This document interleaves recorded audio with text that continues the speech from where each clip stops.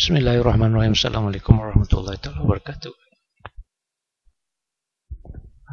Seperti yang saya suarakan tadi, saya tolong jawab sedikit pertanyaan daripada kawan-kawan.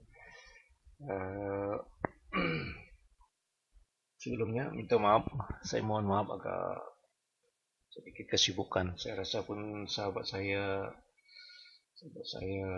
Go3 pun call hunter ya, mungkin agak kesibukan juga. So saya coba bantu jawab berdasarkan kepahaman saya. Entry, kenapa dia entry, itu adalah berdasarkan kepahaman beliau sendiri.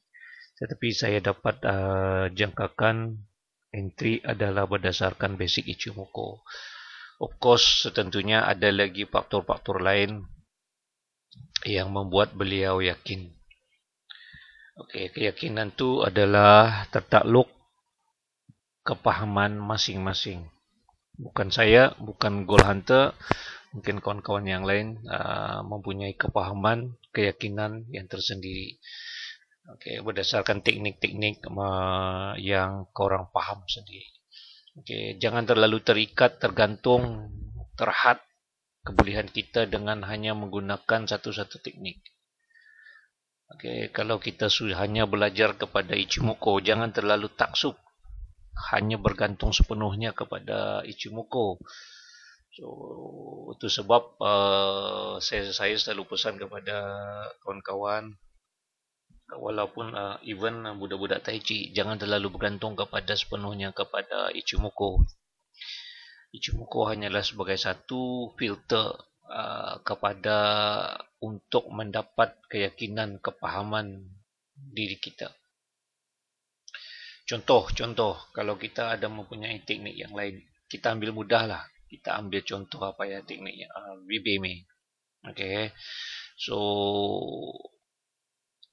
dibuang jangan teknik ini. Okay, kita harus terus belajar. Contoh dalam Ichimoku ni kita mendapat satu setup. Contoh, kita ada satu setup, jumpa satu setup. Okay, dalam Ichimoku. Dan macam mana kita nak entry lebih sharp. Okay, macam mana kita nak memperolehi entry yang lebih tepat. Mungkin zero floating macam itulah, atau floatingnya sedikit. So, oleh sebab kita mempunyai ilmu BBME, okay, so kita boleh menggunakan BBME. Okay, so jangan terlalu menterhadkan. Kita kena sedikit luaskan horizon kita lah, apa ya, kepahaman kita dalam satu-satu teknik. Kita harus belajar dan terus belajar dan terus belajar. Jangan, pesan saya, jangan terlalu taksub. Jangan terlalu taksub hanya bergantung kepada satu teknik. No such thing.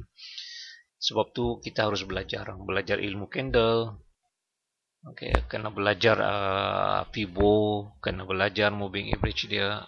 So dalam Ichimoku yang lebih menitik beratkan adalah support and resistance. Okay, support and resistance itu adalah kunci Ichimoku. Itu versi saya, mungkin versi yang lain mungkin agak beda. Okay, so saya terus saja. Okay, saya terus saja menjawab soalan sebab agak sukar untuk menjawab kalau saya tulis di dalam channel tu, dalam Telegram tu. So saya cuba buat video ni, harap-harap boleh harap-harap boleh membantu. Okay, setting Ichimoku kita buat default saja, tak ada beza, tak ada perubahan apa semua. Kita buat original setting. Okay, tak ada bezanya apa. Yang ini adalah moving average 20. Ni macam 20 ni sama macam dengan mid BB lah, Bollinger Band. Okay, cuma saya tak letak Bollinger Band. Kalau korang nak letak Bollinger Band, boleh, tak ada masalah. Okay, so ini adalah 62, simple saja, simple close. Okay, so ini biasalah, saya pun ada sebut moving average 200, close, high, low. Okay, so cuba kita perhatikan kenapa yang pertama sekali, kenapa harus buy? Okay. Kenapa? Mungkin jawapan Gold Hunter mungkin agak beza. Cuma saya berbeza alasan saya. So yang pertama sekali adalah yang pertama-tama sekali yang saya harus dapatkan adalah kenapa buy. Okay. Kalau kita tahu buy, memang kita nak buy dari awal saja. Tapi saya ada sell. Okay. Saya ada sell entry. Sampai sekarang saya masih lagi ada entry untuk sell. Because saya adalah trader jenis intraday dan swing. Saya scalping agak bukan kata minat, agak kurang minat untuk scalping disebabkan keterbatasan waktu saya. Okey. Yang pertama sekali adalah kalau saya perhatikan di sini adalah ini senang cakap because benda ni dah berlaku kan. Okay. So yang pertama sekali kalau saya perhatikan adalah di sini. Okay. Ini adalah, saya besarkan sikit candle ni. Kepada yang pernah belajar Ichimoku khususnya basic. Okay, ini adalah signal candle untuk buy. Ini adalah signal buy untuk gold. This candle. Okay. Kenapa? Because ini adalah termasuk di dalam salah satu jurus dalam Ichimoku. Saya bagi tahu rahsia dia. Salah satu jurus di dalam Ichimoku yang ada. Okay. Cuma saja tinggal lagi bagaimana kita meluas, mempelbagaikan, bersetailkan lagi jurus-jurus yang telah dipelajari di dalam basic Ichimoku sahaja. Sebab tu Gold Hunter cakap cuma basic saja. Okay.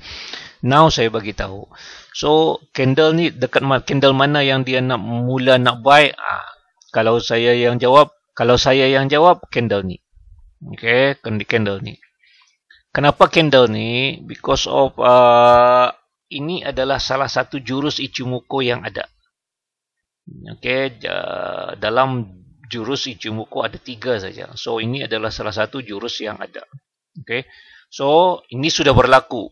Okay, so katalah yang ni kita belum kenal lagi ni, belum naik, kita belum nampak benda ni naik lagi. So ni adalah signal awal untuk kita mulakan entry buy. Apa yang mendukung kalau kita hanya bergantung kepada candle ni adalah fail.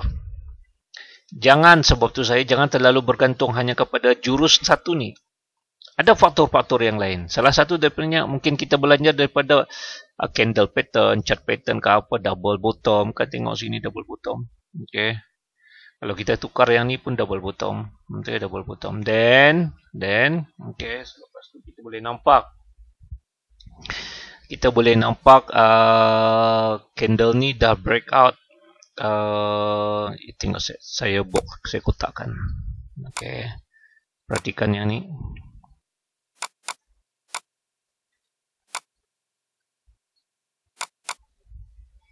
Yang ni dah breakout.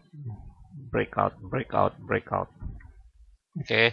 So apabila ditukar yang candle ni ditukar menjadi lain chart, begitu jadinya sama, serupa. Okay. So itu dia rahsianya. Then candle ni, so dia akan start mula buy dekat candle ni. Okay. So that's a very simple reason kenapa Gold Hunter buy. So of course ada benda-benda lain lagi yang banyak mendukung. Okay. Kalau saya huraikan pun dalam Ichimoku juga ada sebab kenapa dia buy. Kalau korang perhatikan, tunggu. Kalau korang perhatikan, saya buat marking di sini.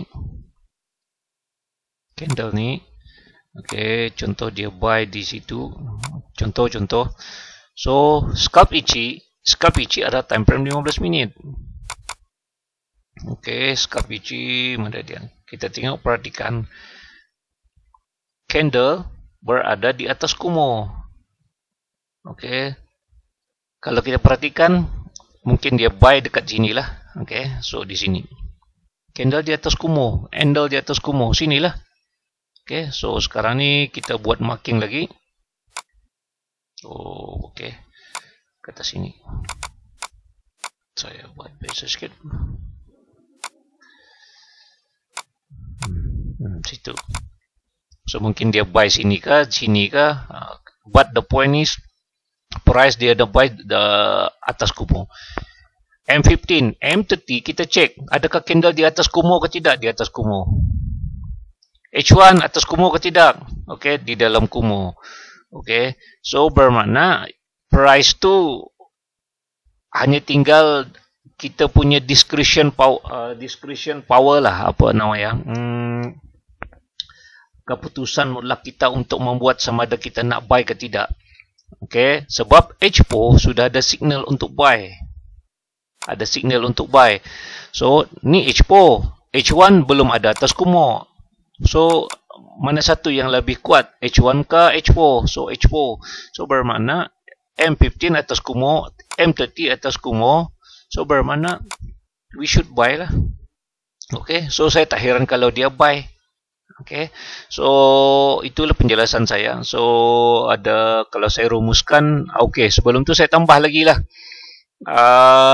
Ikut kepahaman masing-masing, jangan terlalu diterhadkan pemikiran kita. Okay, kalau kita nampak kalau orang nak gunakan MACD ke, stokastik ke, RSI ke, terpulang. Okay, so kalau kita nampak pun sudah, apabila candle di sini sudah price, tengok dia sudah macam terkeluar lah gitu kan, sudah macam ni. So price akan meneruskan. Okay, so kalau korang buat RSI ke berapa, contoh 3. Contoh je ni, contoh. Saya tak pakai pun. Contoh. Sudah berada di bawah. Kalau korang buat stokastik pun terpulang. So yang penting yang saya suarakan tadi itu, jangan terhadkan kebolehan kita. Okay, please jangan terhadkan kebolehan kita dalam satu-satu memahami. Okay, jangan